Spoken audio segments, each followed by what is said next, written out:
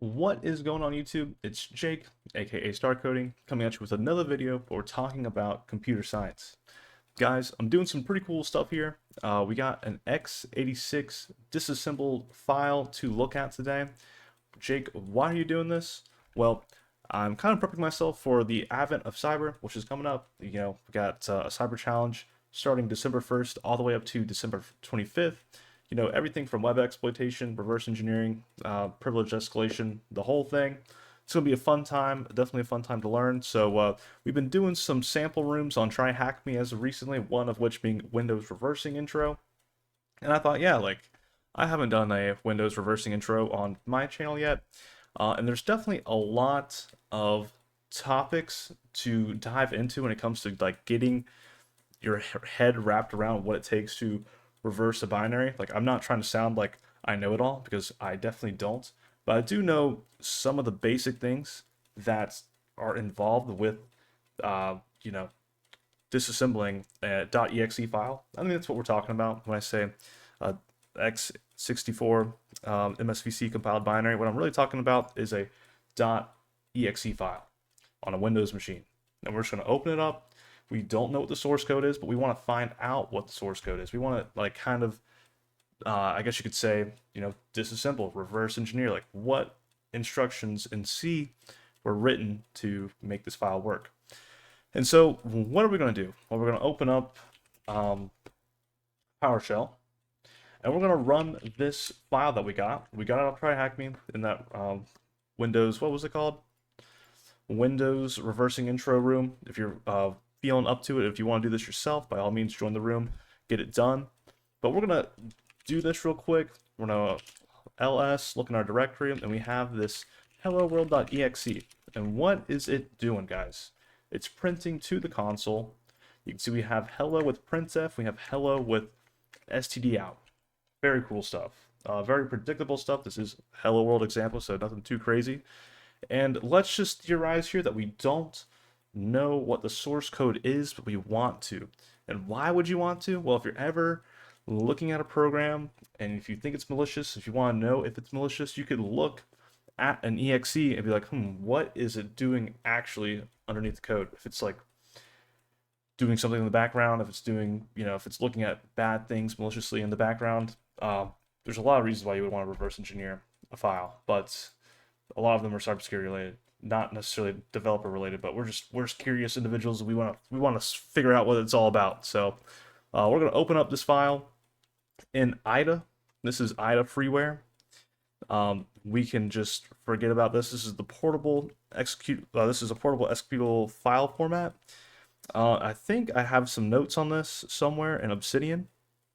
Let's see. There's so many windows open. Oh my gosh. So if we look at hold up here. Portable executable format.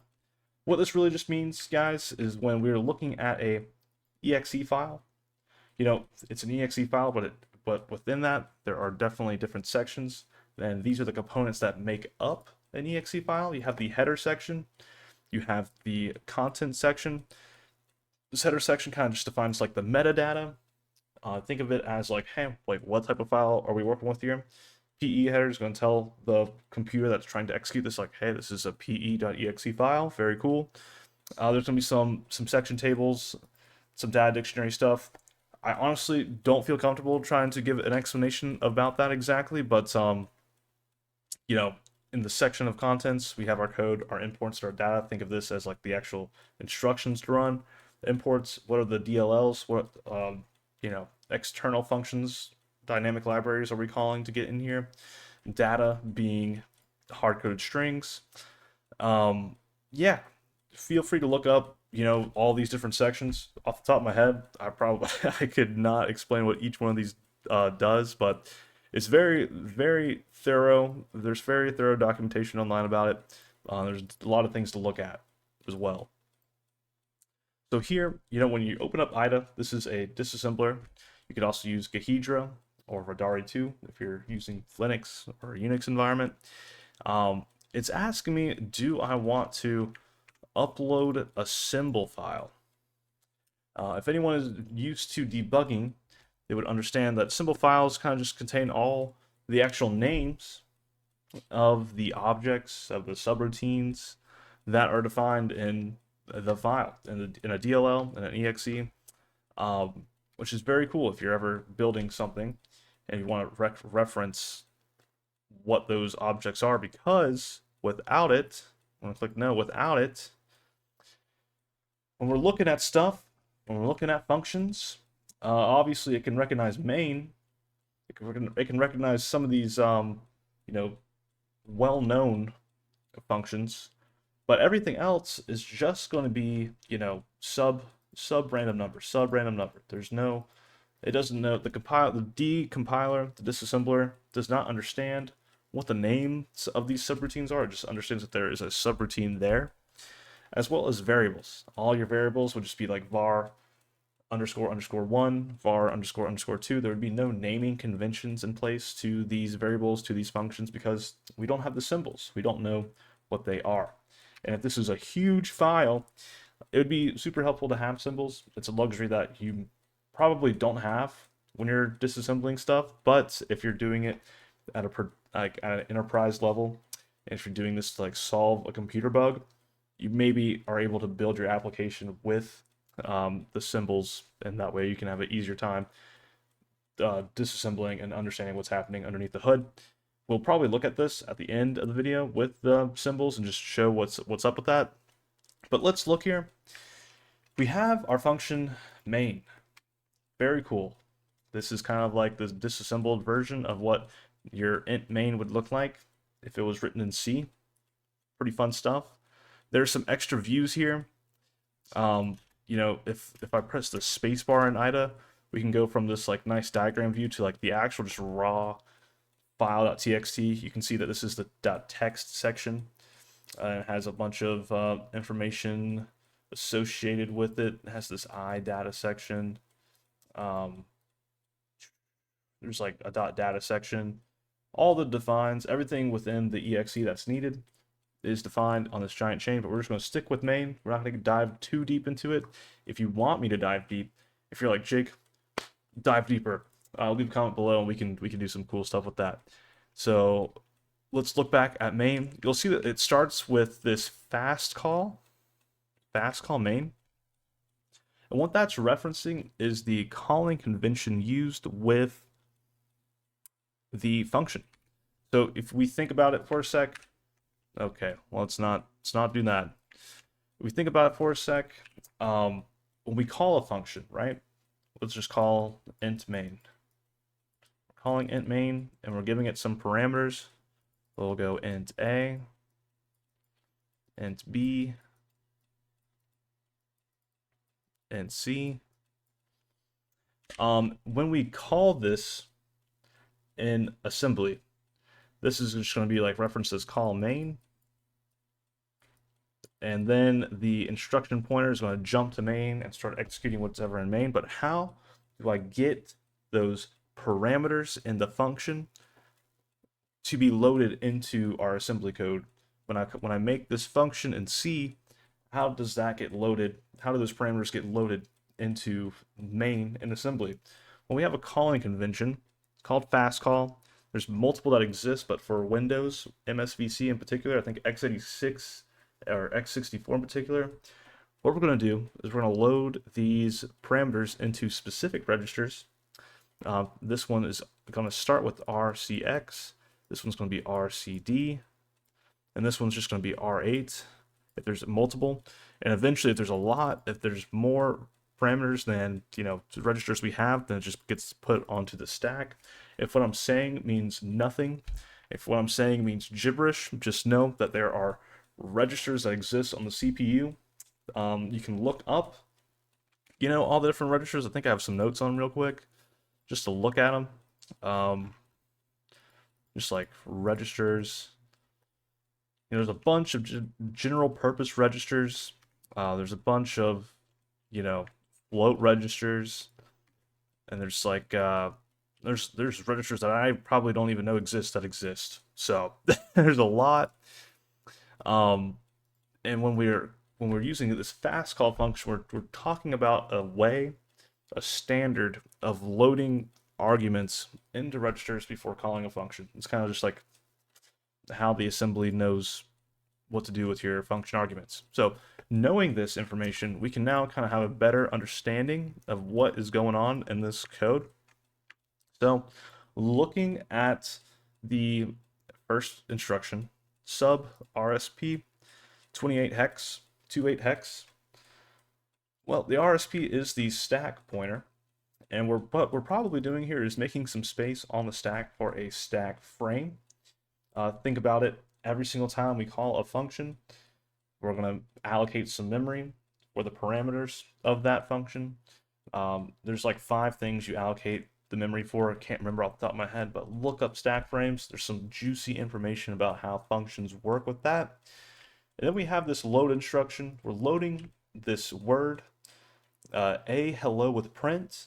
IDA is smart enough to like automatically know like, hey, this is hello world, hello with print, which is, if we remember from here, you know, if we call this guy, it is saying hello with printf.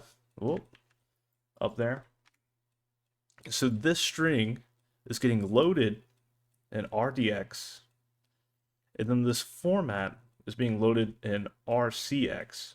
Now, what that really sounds like is we have a function that's being called here, sub 1400001010, and it's being called kind of like this. Oh God, can I type, you know, hello with printf. So if we have some sort of function that exists here, and these are its 2 arguments, that looks like the classic print statement. And if we actually look, first off, we can actually look here at the R data section of the executable and see like hello with printf. So cool. We can also see hello with std out, and we can also see that %s symbol. So very cool. These are the hard-coded strings within our file. But let's go back to main, and let's jump to what this subroutine is.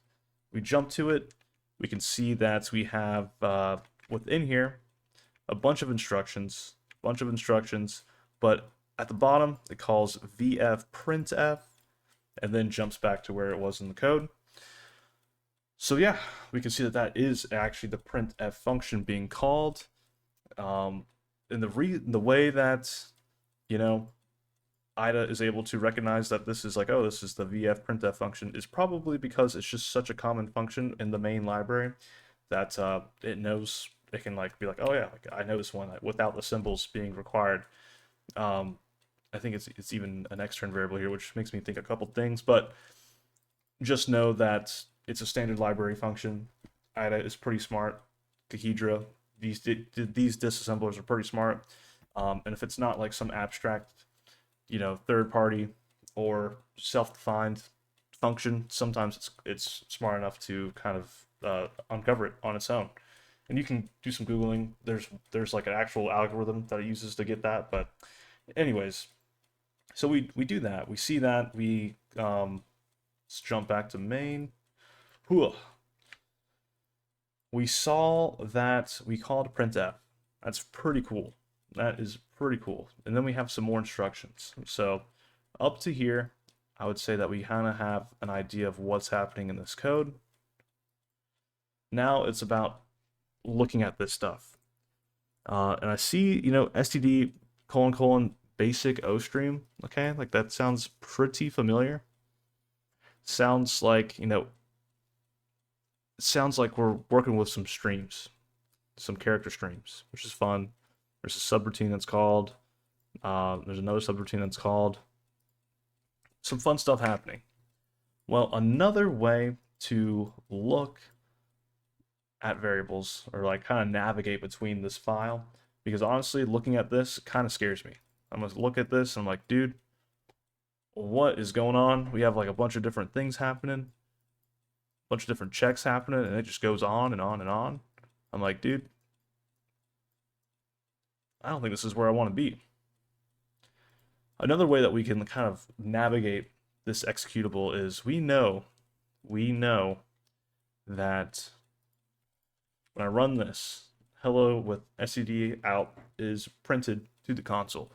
And that is a static variable that lives here. Well, we can reference this. We can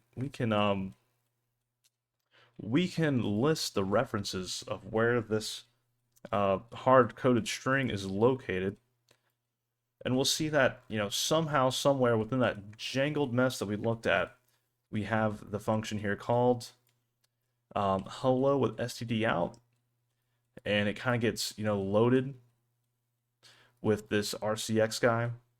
Probably going to be something of the same sorts. Oh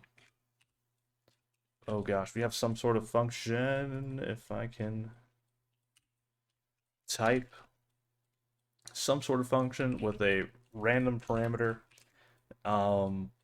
rax plus rsi plus 48h with this hello with std out, and it's going to get called and put into this sputs function, and that's probably going to output it to the stream somewhere.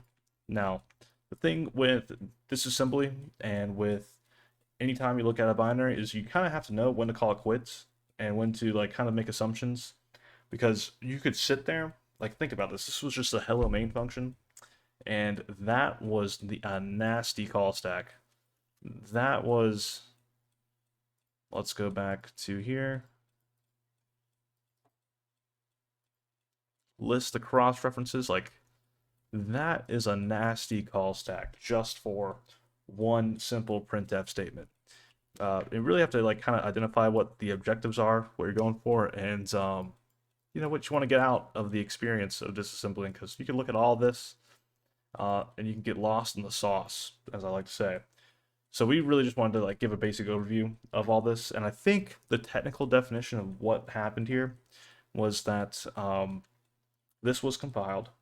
This was you write your C code, and in C, what this really looks like is, you get this. I think it's like C out, colon, and then you kind of type in like hello with C out, something of the sorts like that would be how it looks in C. Well, because it was only used once, the compiler probably made some optimizations on the back end when we compiled the C code, and yes, this is going to run super fast, but it's a compiler. It doesn't care how a human would interpret what we're looking at here, and so we're kind of left with a mess. When it comes to compiler stuff, the code can get pretty insane. So as a general rule of thumb, when you're looking at disassembly stuff, just go into there, asking yourself, what do I want to get out of this? And try not to get too lost in the sauce, because it can happen. Now, I think we talked about in the beginning of this how we want to look at this now with the symbol file. So let's go to load file. We're going to load a PDB file. Debug symbols for the hello world. So we load this guy in, and we can actually see now, instead of having that sub, whatever random number is, we now have call printf. So looking pretty cute, there. As well as we look at the functions now over here. Oh god. Okay. We can see that we have printf main, this basic OS stream, end of line, and some operator stuff here. So by loading the symbol files, we kind of have a better understanding of what is happening in the code, instead of having these crazy subroutines without names. This is still crazy. this is still janked. Does it say like basic O stream? Cool. SD operator? I don't know.